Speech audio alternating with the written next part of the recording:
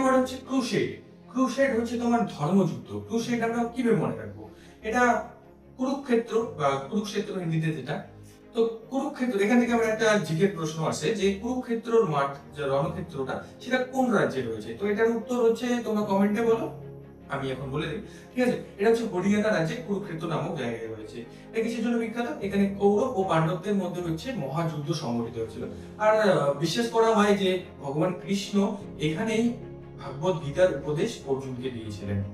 ঠিক আছে, তো আমি কোনো বলে হ্যাঁ ক্রুসেড। ক্রুসেডের সিনোনিম কি হবে? যেহেতু ধর্মযুদ্ধ একটা রিলিজিয়াস ওয়ার, আর অ্যান্টোনিম হচ্ছে পিস। পিস মানে শান্তি। তুমি কোথাও খেতে বসছো, তোমার দূর থেকে নজর গেছে বড় মাছের পিসটা তোমাকে লাগবে, কিন্তু তোমার মনে মনে তখন তুমি শান্ত না। তোমার মনের ভিতরে একটা যুদ্ধ চলছে, কারণ তোমাকে ওই পিসটা দেয় কিনা বড় মাছের।